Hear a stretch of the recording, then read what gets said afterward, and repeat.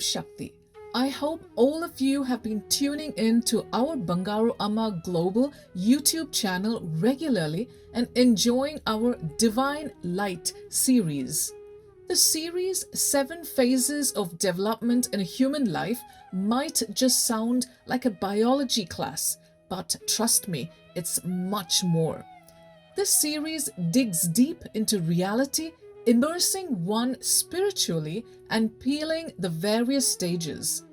It includes real-life experiences from our writers that might relate to exactly what you are experiencing or have experienced. The divine has chiseled each one of us in a most unique way to go through these 7 stages of development. It's probably a roller coaster ride for a few and a smooth cakewalk for others. We truly hope you'll enjoy the revelations of these various stages. Welcome to today's topic, adolescence. During this stage, kids, both boys and girls, are undergoing the phase of growing feathers in order to fly out of the nest. Growing feathers refers to independence, and fly out is their sense of curiosity to explore the outer world. During this feather growing phase, both boys and girls between the age of 15 to 18 years have a change of hormones playing rock and roll inside them. They tend to get edgy, easily agitated, frustrated, utterly moody, and have the sudden urge to spread their wings with those underdeveloped feathers and fly. The outside world, though rosy from the outside, is misjudged by these youngsters as something as sweet and tempting as a sugar coating on a red velvet cake, but in vain. Their hormones infuse a sense of rebellious nature, and not only do they aimlessly argue, but also challenge the patience of parents. This, of course, totally depends on the upbringing too. Being a mother of a 16-year-old, experience speaks for itself. Haven't we all been on this road to teenage tantrums?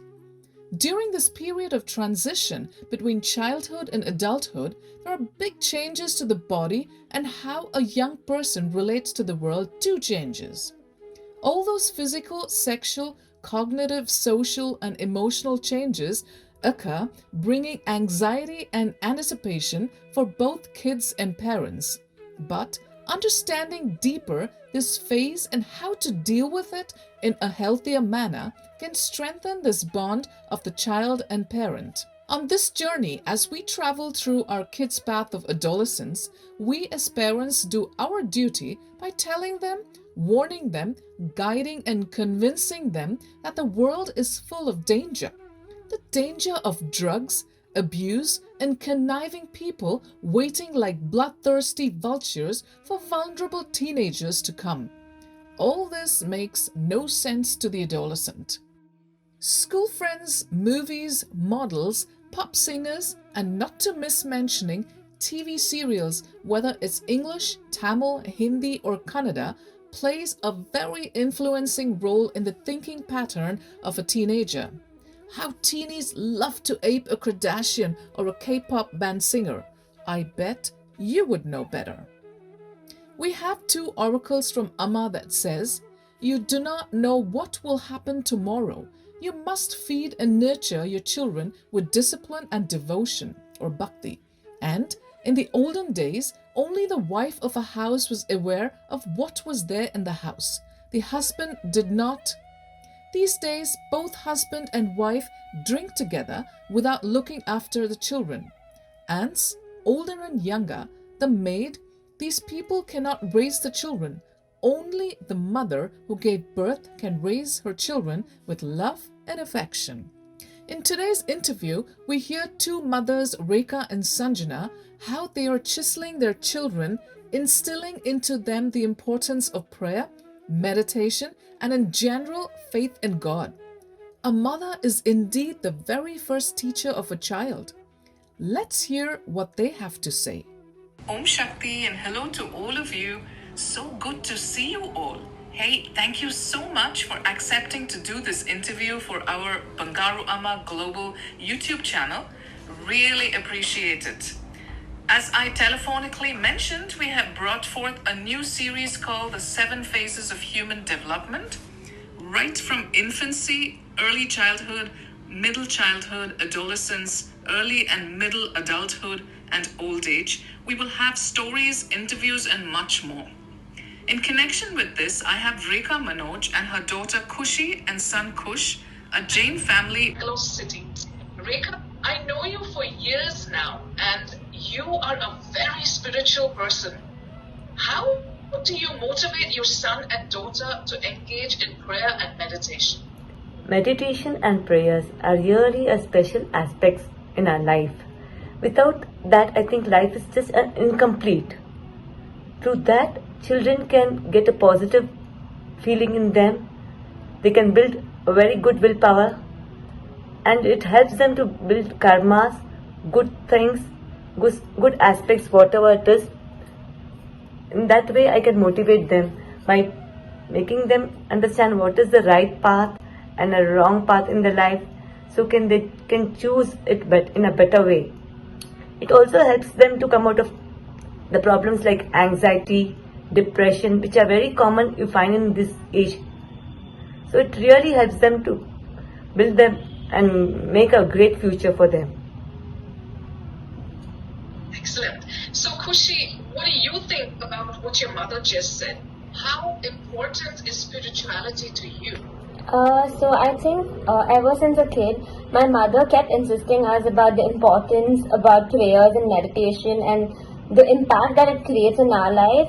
And I think hope is a good thing, and it keeps us going irrespective of how bad the situation is. For me, spirituality is not just connecting and knowing my inner self. It is also about getting on the right path, knowing the universal power, and about my inner self as well. So I think it holds a great importance and essence in our life that helps us, motivated and keeps us motivated and keeps us going in life. It's a very beautiful answer. Thank you so much. But coming back to you, Rekha, a very common problem that 9 out of 10 kids face in India is having to fulfill the dreams of parents. Dreams of becoming a doctor, an engineer, a techie, etc. And all this basically for the family status in society. What do you as a parent have to say regarding this? According to our parents, we feel our children are really yet small. They are yet children itself. Though they may grow by ages, but not in their aspects. So we feel that we should keep on giving them a good guidance and to make them a better future. Let them have a better life, whatever it is, but we feel it should be according to us sometimes. So that I feel sometimes we may also be wrong, but we can't force them to take up that decision itself, which I understood now. Kush, when I was about your age, the pressure from my parents to become a veterinary doctor was enormous. Yeah. This was because I loved animals. But just because I loved animals didn't mean I want to be a vet. I landed with a degree in art from the College of Fine Arts, Bangalore. Have you faced or are you facing similar challenges? If yes, please tell us about it. So I think these challenges are faced almost by everyone in India. For example, me itself, I am still dealing with them. For example, I did science without wanting to do it, and I want to become an actor also, and yet there's no ray of hope for me. But I do feel everyone goes through this, especially in India, and it's very common here. But adding to this, I feel the decisions which our parents take might be wrong, but their intentions will never be wrong. They also think practically what's right for us, even though some careers like acting might sound out of the box. They always have in mind like doctor and engineer is a more safer option.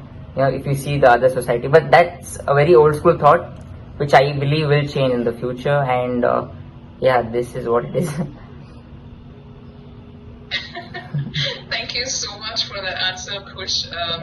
it's a really open and frank answer because yes, 9 out of 10 kids do go through this pressure in India. Yeah, that's very true. We also have today Parisa and Bhavi with their mother Sanjana. Yeah. How are you, Bhavi? Parisa? I'm fine, Auntie. How are you? Fine, thank you. Sanjana and Parisa, thank you so much for being here. Yes, thank you. Sanjana, this question is directed to you. How are lockdowns and online classes affecting the moods of your kid, and has this been a strain on you as a parent? Yeah, lockdown, of course, it is a strain. It affected our kids a lot. Their eyes get strained. They have to always be on the phone or laptops, always in front of them. They have to copy everything, straining their eyes very badly. Their moods also swings because they have nobody to talk, nobody to play with, no friends, no schools. They are packed at home, so it's very strainful for them and even for us because we can't play and spend time the way they want us to spend it. So it's we are waiting Totally understand. we are waiting when the school will start and when they'll come back to normal. Parisa, what do you like doing during the day when you are not watching TV or on the phone or having online classes? I usually like to take my piano classes and like to sing, dance, and I love to do artwork. And before Corona, I had many friends to play with, but right now I can't meet none of them. So it's really bad. But at least you're getting creative, which is nice. Yeah, but I don't get that much time because I get lots of notes. So half the time it's in the notes, and then I barely get time for other things. Oh. So Sanjana, coming back to you, Amma in Melmarvatur in her oracle says, you do not know what will happen tomorrow. You must feed and nurture your children with discipline and devotion. Devotion is bhakti. You have two beautiful daughters, both growing up in this age of modern technology of cell phones, TV, etc. How do you instill basic discipline and devotion in them? It is really we don't know what's going to happen in future, but we try to make our kids learn what exactly it is. If you pray, what is going to happen. It motivates them how to stay in life. Otherwise they keep always watching TV, everything. So in between we tell them to spend some time for prayers and stay disciplined, always again and again, not watching laptops, TVs. Once it's class is over, okay, come have some time, spend with parents and some time for prayers, everything. They spend, we make them, as we pray, they see us praying and they learn praying again with us. So you are a fantastic example, setting an example to your child. That's perfect. Arisa, I'm going to come back to you. I am sure during this corona pandemic, your parents constantly said, no meeting friends in coffee day or no sleepovers, no parties, etc. You are 13 years old, am I right? No, I'm 12. Oh, okay, I made a mistake. Okay, 12 years. Next year you'll be a budding teenager. So how did you react to this when your parents said, don't do this and don't do that? But first of all, I felt really sad that I couldn't meet them anymore. And I felt very sad that no more schools, no teachers, nothing. And then when it became more and more, keep on increasing, then I thought that they took the right action for that time. It's a lovely answer, Parisa. Thank you, but please stay creative. Yes. And thank you so much. Next time you could probably play the piano for us. Sure.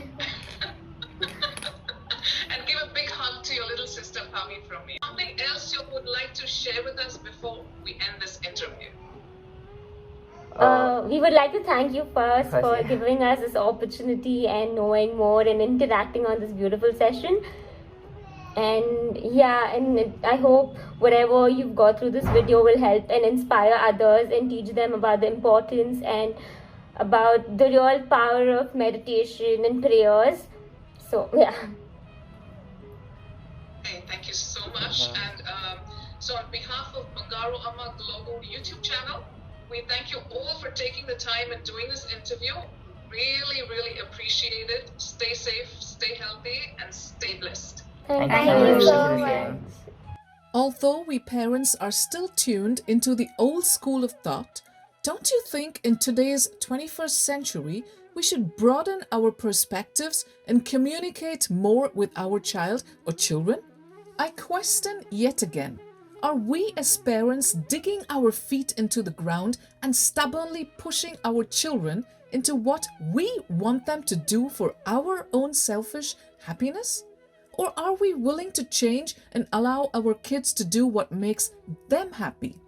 Give it a thought. Have a unique, warm, lifelong bonding with our child or children, and we as parents not only lay the very foundation, but also pave the path and secure it too so they don't have to face any difficulties.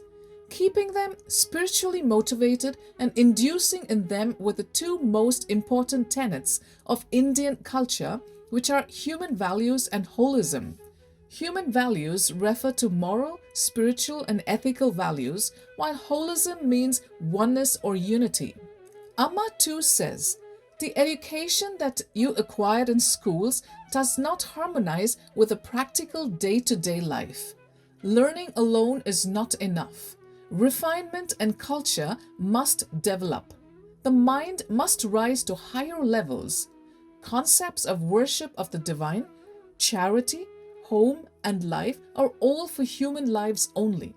If you have any questions or you want to share your personal experience, please feel free to write to us on BangaruAmmaGlobal@gmail.com. We would love to see your comments too on our videos. Hope to hear from you soon. Om Shakti. Please like, share, and subscribe to the BangaruAmmaGlobal YouTube channel for more inspiring and uplifting videos like this one.